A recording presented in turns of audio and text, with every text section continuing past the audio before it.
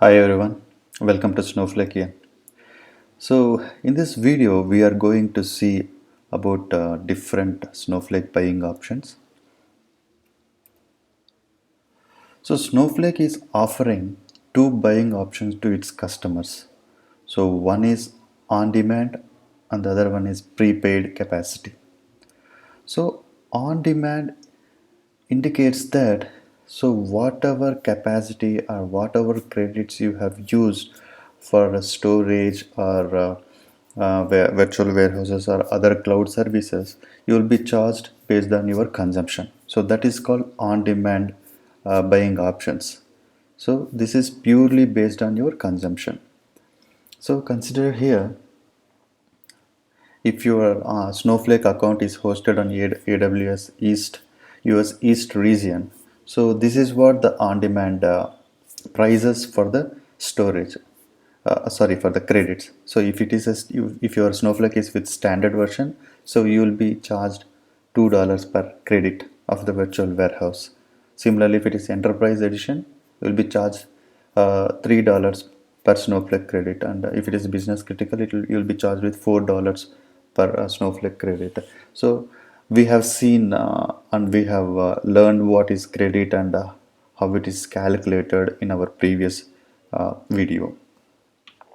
So this is how you will be charged for the on demand on different editions uh, and for the services which are charged based on credit. One second. Okay. So, and similarly, on-demand storage is charged at a fixed rate of $40 per terabytes. So, if you have opted for an on-demand buying option, and your storage will be charged with $40 per terabyte. Okay. So coming to prepaid capacity, see prepaid capacity in the sense we are buying the capacity or credits upfront. So this happens when you know your application and how your application behavior and how much storage it consumes and how much credits you are going to consume. If you have a clear cut idea about your application or your database storage utilization, definitely you can go for prepaid capacity, because definitely you will be charged very less and you will be given much discount from the Snowflake.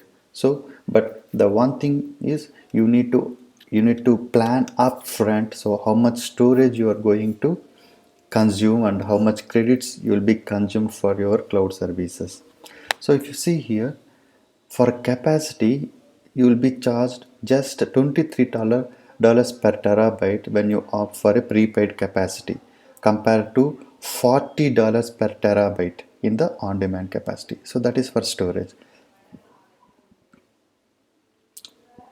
Regarding whereas regarding the credits utilization, so this will be because this needs to be done by the Snowflake and they will be offering you much discounts. So when you are going for a prepaid capacity, so based on your consumption and based on your credits utilization, you will be offered more discounts. So the discount is majorly depends on your consumption. So if your consumption is more, definitely you will be given much discount. So that's how works in the prepaid capacity. So how do you plan for the capacity and usage upfront? See, so the capacity usage is determined on a monthly basis based on the following terms. So the average storage is measured and total storage cost is determined. So you need to know how much storage you are going to consume, and you have to calculate accordingly. The total data transfer cost is also need to be determined. See, so data transferring. Suppose you have hosted your Snowflake account on AWS, suppose on US East region. So Snowflake is offering, or Snowflake is not charging for data transferring based on few conditions, and it will be charging you if you are transferring data to a different region or different cloud. So that we will be seeing in the coming slides. So you need to look into how much data will be transferred. So that is also you need to keep it in mind when you are calculating your monthly usage capacity. That is one thing. Next, the total amount of Snowflake credits for all virtual warehouses is calculated, and this is multiplied by the price of the Snowflake credits. This is just what we have discussed in our previous video about credits. So how much credits has been consumed from your total warehouses will be calculated into each credit cost. So, and you will be charged if your cloud services credits are 10% less than the total consumption of your virtual warehouses credit, then you will not be charged. If you have crossed the 10% of credits of the overall virtual warehouses credit, definitely you will be charged for the cloud services as well. So that is also you should keep it in mind. The total amount of Snowflake credits consumed by serverless feature is calculated. So this is one more thing. If you are using some serverless features as part of your project, definitely you will be charged for those as well. So this is again charged in the format of credits. So the sum of the dollar cost of storage, data transfer, Snowflake credit usage is deducted from the remaining capacity balance. Consider now you have purchased some 100 credits, so you have consumed only 90 credits, so 90 credits will be reduced from your 100 credits, and you will still have the 10 more credits. So you will be it will be reduced from the total dollar cost of what you have purchased upfront. Consider and one more thing, you will be sent notification at 70%. This means that when you have reached 70% of your capacity which you have purchased, you will definitely get a notification from Snowflake and you can act accordingly. That is one thing. Suppose you have purchased 100 credits and you have crossed 100 credits. So you are and consider you have consumed 150 credits in a month, but you have purchased only 100 credits. So 100 credits will be deducted from the credits which you have purchased, whereas the left out 50 credits will be charged based on the on-demand price.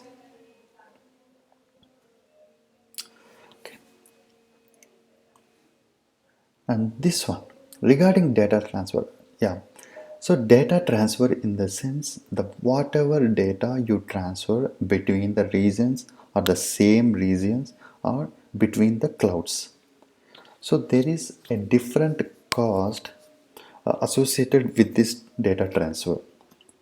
So let us see cloud by cloud. See, if it is AWS, if you have hosted your Snowflake account in AWS in US East region, so if you are transferring data within the region, you will not be cost with any amount of dollars. But if you are transferring to a different region, consider your Snowflake account is hosted on US East region, and if you are transferring data to US East Ohio from North Virginia, then you will be charged with $20 per terabyte. Similarly, if you are transferring data from AWS to different cloud, consider Azure or Google Cloud, you will be charged with $90 per terabytes. So this tabular representation gives you a clear info about how you will be charged within the region and to different region and a different cloud. If you see here that if you see here the dollar rate is not same between different regions or different clouds. If you're transferring, see here, if, if you're hosted, if you consider if you have hosted your Snowflake account on Asia Pacific Sydney, and if you want to transfer it to a different region, you will be charged with $140. So that's a huge difference compared to US East, Northwest, all US East regions. Similarly, in Azure, you will not be charged within the region, but you will be charged with you will be charged $87 if you're transferring data between different regions, different region in same cloud. When you're transferring data to a different cloud, it is $87. So if you see here, if you see US from AWS, US East, North Virginia, if you're transferring data, to a different region within same cloud, you'll be charged $20, whereas in Azure, you'll be charged with $87. Yeah, there are benefits uh, in Azure as well as AWS. If you see, if you are transferring data from AWS to other clouds, you'll be charged with $90, whereas in Azure they're just charging $87. Okay. Similarly, coming to cloud, Google Cloud. So this is how you'll be charged within same region. You'll be charged. So if you see all the Google, cloud providers, they are not going to charge you if you are transferring data within same region.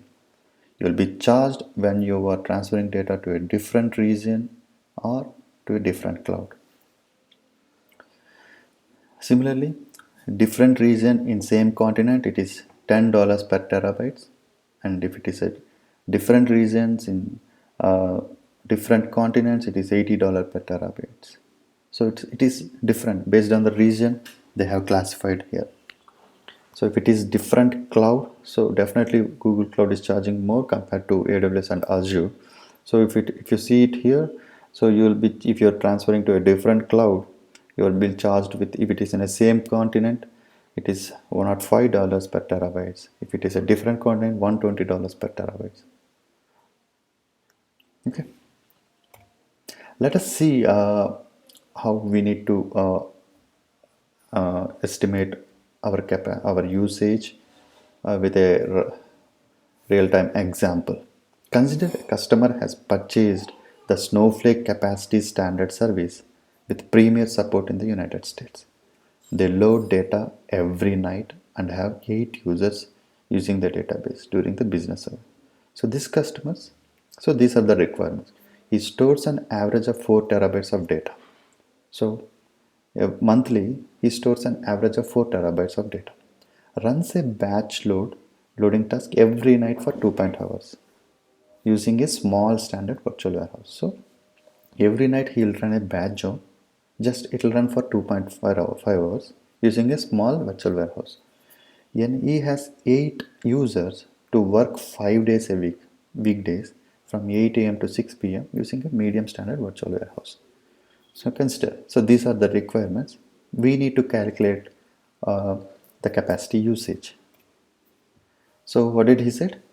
He runs a batch loading task every night for 2.5 hours using a small standard. So total data load frequency is daily night he will be running.